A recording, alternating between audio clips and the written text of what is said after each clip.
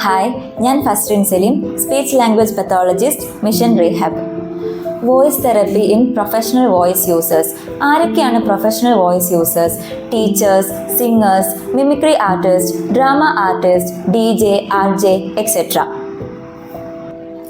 അതായത് voice use ചെയ്ത് അവരുടെ പ്രൊഫഷൻ മുന്നോട്ട് കൊണ്ടുപോകുന്നവരാണ് പ്രൊഫഷണൽ വോയിസ് യൂസേഴ്സ് എന്ന് പറയുന്നത്.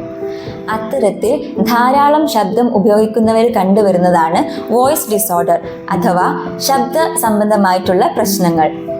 ഈ കാറ്റഗറിയിലുള്ളവർ അമിതമായ ശബ്ദം നിത്യേന അവരുടെ ജോലി സംബന്ധമായി ഉപയോഗിക്കുന്നവരാണ്. എക്സാമ്പിൾ, വോക്കൽ ഫറ്റീഗ്നെസ്, അതായത് സംസാരത്തിനിടയിൽ ശബ്ദം കുറഞ്ഞു വരിക അല്ലെങ്കിൽ സംസാരിക്കുമ്പോൾ ശബ്ദത്തിന് ക്ഷീണം അനുഭവപ്പെടുക. അതുപോലെ തന്നെ വോക്കൽ നോഡ്യൂൾ, അഫോണിയ, അതായത് ലോസ് ഓഫ് വോയിസ് മുതലായ വോയിസ് റിലേറ്റഡ് ആയിട്ടുള്ള പ്രശ്നങ്ങൾ ഉണ്ടാവാൻ കാരണമാകുന്നു.